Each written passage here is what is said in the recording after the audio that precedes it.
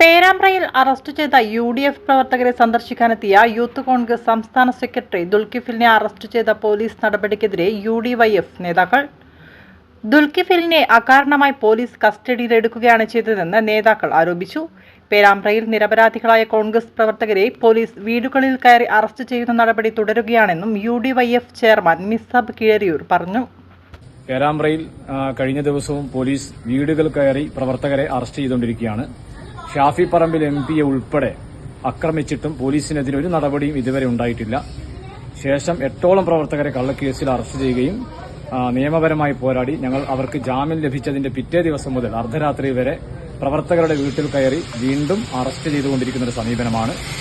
ശേഷം ഈ പ്രവർത്തകരെ കാണാൻ വേണ്ടി വന്ന UDF നേതാക്കന്മാരെ തടയുന്നൊരു സമീപനമാണ് പേരാമ്പ്ര പോലീസിന്റെ ഭാഗത്ത് നിന്നുണ്ടായിട്ടുള്ളത്.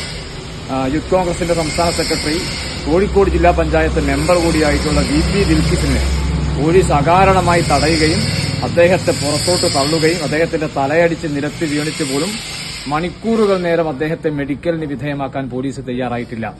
പോലീസിന് ഈ കേസിന്റെ രീതി മാനിപ്പുലേറ്റ് ചെയ്യുന്നതിന് വേണ്ടി പോലീസിന്റെ ആളുകൾ ചില ആശുപത്രികളിൽ കടന്ന് കേസ് കെട്ടിച്ചമക്കുന്ന ഒരു സമീപനം ഈ വിഷയത്തിലുണ്ട്.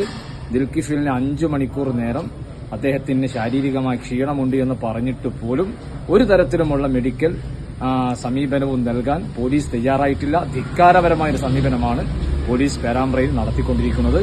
UDYFന്റെ ചെയർമാൻ എന്ന നിലയിൽ അതിശക്തമായ പ്രതിഷേധ പരിപാടികളുമായി UDYF ഈ വിഷയത്തിൽ നീതി കിട്ടും വരെയുള്ള പോരാട്ടത്തിന് നേതൃത്വം നൽകുമെന്നാണ് ഞങ്ങൾക്ക് ഈ സമയത്ത് പറയാനുള്ളത്.